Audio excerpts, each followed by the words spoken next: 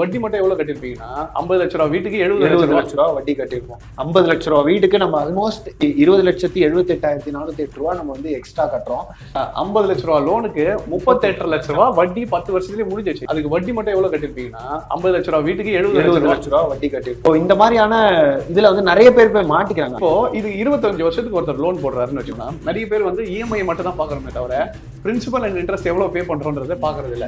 நீங்க கட்டுற 40,000த்துல ஃபர்ஸ்ட் மாசம் இஎம்ஐல பாத்தீங்கன்னு வச்சுக்கோங்க, பிரின்சிபல் வெறும் 4,000 தான் கட்டிருப்பீங்க. ஓகே. ஆனா மந்த்லி இன்ட்ரெஸ்ட் மட்டும் 35,000 ரூபாய். முதல் வெறும் 4,845 ரூபா தான் கட்டிருப்போம். உங்க வீட்டுக்கு நீங்க கட்டினது வெறும் 4,800 ரூபா தான். ஆனா 35,000 ரூபாய் வட்டி போச்சு. நிறைய பேருக்கு என்ன தெரியலன்னா, ஸ்டார்டிங்ல என்ன முடிவு பண்றாங்கன்னா, சரி ஒன்றும் பிரச்சனை இல்லை, நம்ம இப்போ இது பண்ணுவோம், 10 வருஷம் கழிச்சு நான் ஃப்ரீ க்ளோஸ் பண்ணிடுவேன். இது நிறைய பேருக்கு தெரியாம தப்பு பண்ணியிருக்காங்க, அதே டைம்ல மாட்டியிருக்காங்க. ஏன் சொல்றேன்னா, இப்போ இதே ஒரு 10 to 15 இயர்ஸ்ன்னு வச்சுக்கோம். இப்போ இதோட வேல்யூ 50 lakhs. இங்க இருந்து ஒரு 40 lakhsக்கு 50 lakhsல இருந்து 40 lakhs வர்றதுக்கே உங்களுக்கு எத்தனை மாசம்? 127 மாசம். 120ன்னு வச்சுக்கோங்க. 10 வருஷம் கழிச்சு நீங்க அப்பயும் வட்டி எவ்வளவு கட்டிட்டு இருக்கீங்கன்னா 30,000 ரூபாய் வட்டிக்கு தான் போகுது. ஆனா 11,000 தான் இப்ப அசலுக்கு கட்டிருக்கீங்க. நீங்க ஆல்மோஸ்ட் வட்டி மட்டும் இந்த 10 வருஷத்துல, இப்போ வட்டி மட்டும் இந்த 10 வருஷத்துல எவ்வளவு கட்டிருப்பீங்கன்னா 38.5 லட்சம்.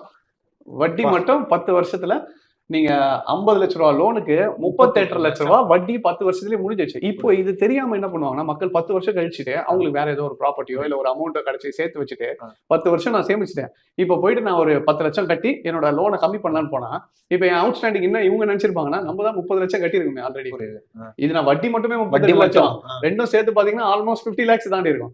நம்ம தான் இவ்வளவு பே பண்ணிருக்குமே. இப்போ மிஞ்சி போனா என்ன இருக்கும்? ஒரு 10 லட்சமோ 20 லட்சமோ இருக்கும். ஒரு 10 லட்சம் கம்மி பண்ணி நம்ம கம்மி பண்ணா பேங்க்கோ இல்ல போயிட்டு ஃபினான்ஸ் கிட்ட போகும்போது என்ன ஆகும்னா, 10 வருஷம் கழிச்சு எவ்வளவு அவுட் ஸ்டாண்டிங்னா 50 லட்சத்துல இன்னும் 40 லட்சம் இருக்குன்னு.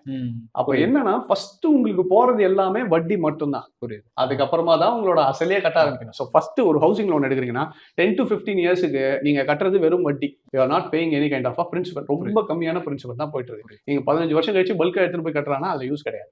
அது கரெக்டான இதுவை பிளான் பண்ணிக்கலாம். அப்போ 25 வருஷம் இந்த லோன் கட்டி முடிக்கும் போது அதுக்கு வட்டி மட்டும் எவ்வளவு கட்டிருப்பீங்கன்னா 50 லட்ச ரூபா வீட்டுக்கு 70 லட்ச ரூபா வட்டி கட்டிருப்போம். 50 லட்ச ரூபா வீட்டுக்கு நம்ம ஆல்மோஸ்ட் 20,78,408 ரூபா நம்ம வந்து எக்ஸ்ட்ரா கட்டுறோம்.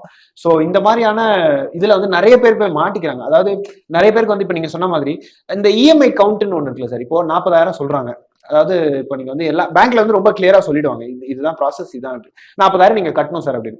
இப்போ இந்த 40,000 அப்படின்றப்போ அவங்களால டூவபிளா இருக்கும். இப்போ ஃபேமிலியா ஒரு 1 லட்ச ரூபா சம்பாதிக்கிறாங்க, 40,000 ரொம்ப ஈஸி தான். ஸோ இந்த கேம், இந்த 40,000 இஎம்ஐ கேம்ல எப்படி மக்கள் மாட்டிக்கிறாங்க சார்? இப்ப என்னன்னா, நம்ம கணக்கு வரை இந்த 40,000 தான் தெரியுதே தவிர இதுக்குள்ள இருக்க இந்த விஷயத்த நிறைய பேர் பாக்குறதில்ல. ஓகே, நம்ம இஎம்ஐ எவ்வளவு 30,000 நம்மளால கட்ட முடியுமா? கட்டிடலாம். 40,000 கட்ட முடியுமா? அதை கட்டிடலான்றதான் யோசிக்கிறோமே தவிர நெக்ஸ்ட் என்ன டெவலப் ஆகுது, அதுக்கு பின்னாடி என்ன இருக்குன்றதை யோசிக்கிறது. ஸோ ஃபர்ஸ்ட் நீங்க கட்டும் போது இன்ட்ரெஸ்ட் ரேட் பாக்குறது மட்டும் இல்லாம உங்களோட இஎம்ஐ சார்ட்டை பாருங்க. பேங்கோட இஎம்ஐ சார்ட் தருவா. ஸோ அதுல பார்க்கும்போது தெரிஞ்சிடும் பிரின்சிபல் எவ்வளவு போகுது, மந்த்லி இன்ட்ரெஸ்ட் எவ்வளவு போகுது. நம்ம